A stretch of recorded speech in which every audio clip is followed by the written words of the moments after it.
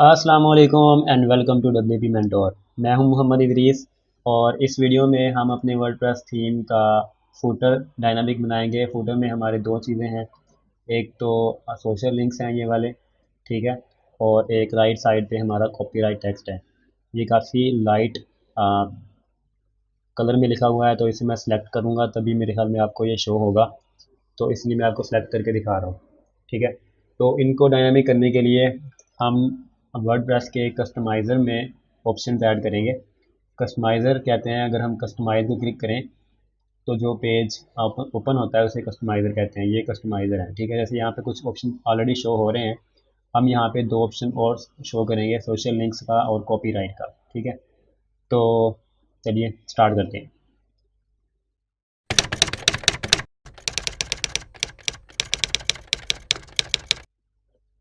अच्छा, इसके लिए सबसे पहले आपको प्लगइन इंस्टॉल करना है।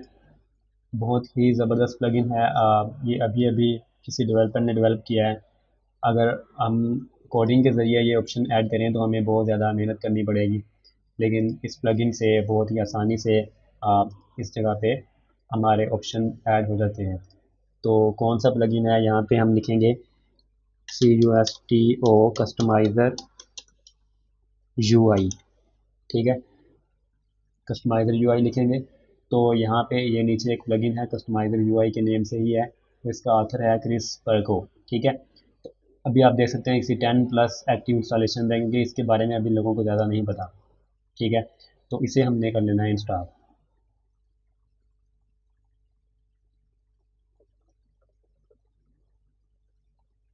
इसे एक्टिवेट कर लें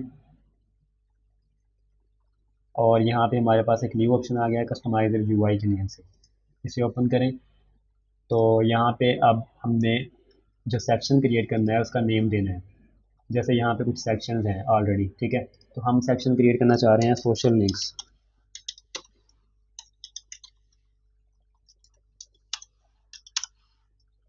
क्रिएट न्यू सेक्शन पे क्लिक कर दें। अब यहाँ पे आप देख रहे हैं कि सेक्शन क्रिएट हो गया। अब इसके अंदर हमने जितनी भी फील्ड्स ऐड करनी है वो कर सकते हैं। जैसे यहाँ पे भी हर सेक्शन के अंदर डिफरेंट फील्ड्स वगैरह हैं, ऐसे ही हमने सोशल लिंक्स का एक सेक्शन क्रिएट कर लिया है। अब इसके अंदर हमने फील्ड्स ऐड करनी है, तो फील्ड्स होंगी हमारी ये सोशल लिंक्स। ठीक है, फेसबुक, ट्विटर, इंस्टाग्राम, बिहेंस। तो सबसे पहला हमारा है फेसबुक। मैं यहाँ से कॉपी कर रहा हूँ और यहाँ पे पेस्ट कर रहा हूँ। अच्छा, ये ऊपर वाला जो है ये कंट्रोल आईडी है, मतलब इसके ज़रिए से हमने वैल्यू गेट करनी है पीछे हमारी थीम में। और ये जो है ये लेबल है, तो कंट्रोल आईडी को आपने ऐसे ही रखना है जैसे आप वेरिएबल का नेम रखते हैं। ठीक है, और लेबल को आप किसी भी तरह लिख सकते हैं, स्पेसेस वगैरह भी डाल सकते हैं। डिफ़ॉल्ट वैल्यू फ़िलहाल ऐसे ही रहने दें, कुछ भी ना दें।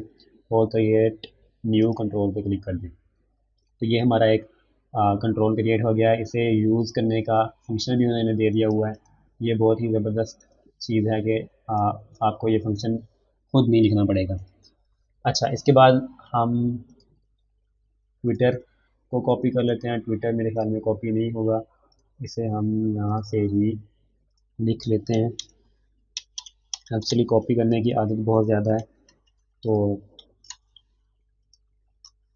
चलें, यहाँ से तो कॉपी हो रहा है। ट्विटर से भी कंट्रोल कर दें, ऐड न्यू कंट्रोल कर दें। और इसके बाद है हमारा इंस्टाग्राम। इंस्टाग्राम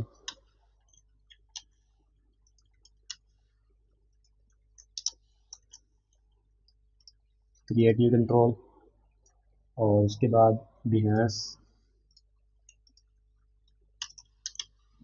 ये पता नहीं बिहेंस है या बिहांस होता है, जो भी है, तो ये भी हम ऐड कर लेते हैं।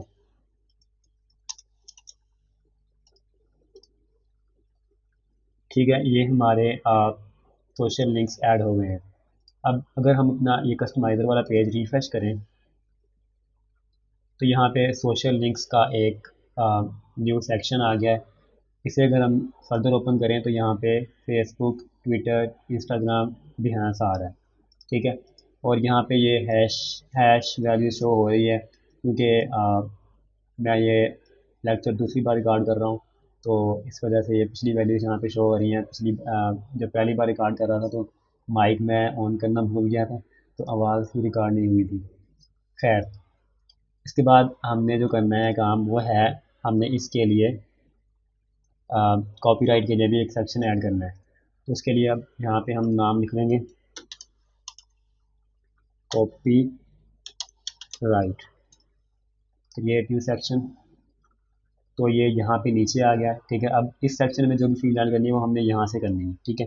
तो इसको हम कॉपीराइट टेक्स्ट का नाम देते हैं, सॉरी, कंट्रोल+C, और इधर हमने इसको छोटा लिखना है, कॉपीराइट टेक्स्ट, ठीक है। तो इसे कंट्रोल क्रिएट न्यू कंट्रोल कर दूँ। वैसे आप डिफ़ॉल्ट वैल्यू भी दे सकते हैं अगर आप चाहें तो, लेकिन मैं यहाँ पे कोई भी डिफ़ॉल्ट वैल्यू फ़िलहाल नहीं दे रहा, ठीक है। अब हमने इन चीज़ों को पीछे अपने थीम में गेट करना है, ठीक है। तो उसके लिए ये वाला फंक्शन हम लगाएंगे, लेकिन मैं चाह रहा हूँ कि हम कोई ऐसी कंडीशन लगाएं कि अगर यूज़र फेसबुक वाली फील्ड में कुछ कुछ लिखता है तो फिर ही यहाँ पे फेसबुक वाला लिंक शो हो, वगरना ना हो। ऐसे ही बाकी फील्ड्स का भी सीन हो, ठीक है। तो उसके लिए हमें कंडीशन लगानी पड़ेगी उस फंक्शन के ऊपर। सबसे पहले तो आप इसको कॉपी करने के लिए यहाँ से सिलेक्ट भी कर सकते हैं और यहाँ से भी क्लिक करके कॉपी कर सकते हैं, ठीक है। तो ये हमारी फील्ड अब कॉपी हो गई है। अब आपको पता होना चाहिए कि हमें इस डायनामिक करने के लिए कौन से टेम्पलेट में जाना पड़ेगा। तो आपको याद होगा कि हमारा ये वाला सोशल लिंक्स और copyright text footer dot P में पड़ा हुआ है। तो हम फूटर डॉट पी में जाएंगे, सॉरी, फूटर डॉट पी, ठीक है। यहाँ पे आप देख सकते हैं कि यहाँ पे ये हमारे सोशल लिंक्स भी पड़े हुए हैं और ये हमारा कॉपीराइट टेक्स्ट भी पड़ा हुआ है। बाय द वे, मैंने यहाँ पे अपने एडिटर का थोड़ा सा फ़ॉन्ट साइज़ इंक्रीज़ किया है। मुझे एक फ़ीडबैक मिला था कि फ़ॉन्ट साइज़ काफ़ी छोटा है और नज़र नहीं आता, तो मैंने थोड़ा सा इंक्रीज़ किया है। उम्मीद है कि आपको ज़्यादा क्लियर नज़र आ रहा होगा। तो हमने फेसबुक वाला फंक्शन कॉपी किया है। यहाँ पे हम कंडीशन लगाएंगे इसके ऊपर, इफ़ वो वाला फंक्शन, ठीक है। अब यहाँ पे आपने ये जो डिफ़ॉल्ट वैल्यू है ना, इसको यहाँ से ख़त्म कर देना है, ठीक है। यहाँ पे इसको एम्प्टी रखना है और यहाँ पे ब्रैकेट स्टार्ट और क्लोजिंग को अभी मैं यहाँ से ख़त्म कर रहा हूँ और यहाँ पे नीचे क्लोज कर देते हैं। अब इस कंडीशन के ज़रिए हम क्या कर रहे हैं, हम ये कह रहे हैं कि अगर तो इस वाले फंक्शन में कोई वैल्यू हो तो फिर ही इसके अंदर वाला टैग जो है वो शो होना चाहिए, ठीक है। और जब अंदर वाला टैग शो हो तो ज़ाहिर है उसका जो लिंक है वो भी वही हो जो यूज़र ने वहाँ पे वैल्यू दी हो। तो उसके लिए हमें यहाँ पे लिंक ऐड करना पड़ेगा। यहाँ पे हम PHP स्टार्ट और क्लोज कर लेते हैं और फंक्शन वही सेम ऊपर वाला ही यूज़ होगा, या आप चाहें तो दोबारा वहाँ से कॉपी कर सकते हैं। अब इसको अगर हम ऐसे ही छोड़ के देखेंगे तो ये शो नहीं होगा।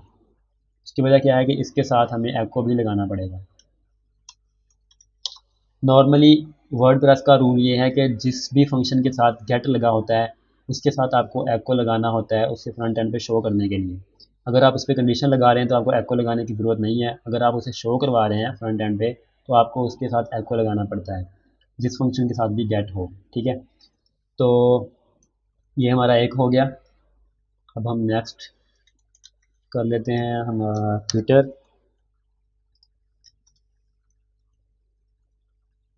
तो अब ये कॉपी पेस्ट का काम ही रह गया है।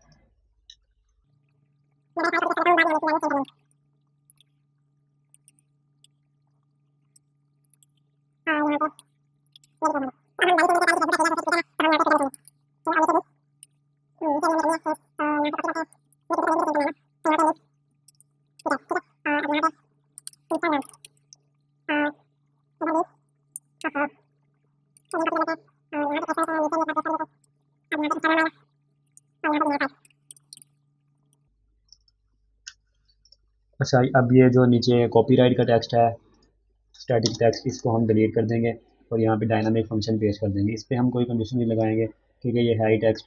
अगर आएगा तो शो हो जाएगा, अगर नहीं आएगा तो शो होगा ही नहीं। ठीक है, तो इसको मैं यहीं से ये वाला फंक्शन कॉपी कर रहा हूँ फ़िलहाल, और इसके ऊपर पेस्ट कर रहा हूँ, लेकिन हमें चाहिए इसका फंक्शन, ये वाला। ठीक है, तो ये वाला फंक्शन यहाँ से कॉपी करते हैं और इसके ऊपर ओवर ऐड कर देते हैं। डिफ़ॉल्ट वैल्यू को यहाँ से ख़त्म कर देते हैं। डिफ़ॉल्ट वैल्यू बेसिकली ये है कि अगर यूज़र कोई भी वैल्यू नहीं देगा तो फिर डिफ़ॉल्ट वैल्यू शो, जो यहाँ पे जो भी लिखेंगे ना वो हम वो वहाँ पे शो होगा, लेकिन हम नहीं चाहते कि वहाँ पे कुछ शो हो, इसलिए हमने वो ख़त्म कर देना है। अब अगर हम अपने थीम के पेज को विज़िट करें, होम पेज को, तो कोई भी फ़र्क नहीं पड़ा, हमारी वैल्यू वैसे शो हो रही है, मतलब ये डायनामिकली डाटा शो हो रहा है। अब अगेन इसको टेस्ट करने के लिए जो हमने कंडीशन लगाई है, अगर हम कोई एक वैल्यू सोशल लिंक की किसी एक वैल्यू में से डाटा ख़त्म कर दें तो देखते हैं कि वो जाती है कि नहीं। तो यहाँ पे बिहेंस चला गया, ठीक है। इंस्टाग्राम भी अगर हम ख़त्म कर दें तो वो भी चला जाएगा, ठीक है। तो ये हमारा सोशल लिंक्स डायनामिक हो गए हैं। और ऐसे ही अगर आपने चेक करना है कॉपीराइट, तो यहाँ से LLC मैं रिमूव कर रहा हूँ,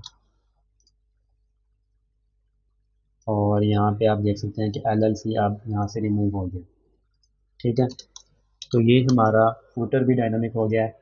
हमारी वर्डप्रेस थीम का हेडर और फूटर डायनामिक हो गया है। अब हम इनर कंटेंट की तरफ मूव करेंगे। तो तब तक के लिए अपना ख्याल रखिएगा। अल्लाह हाफिज़।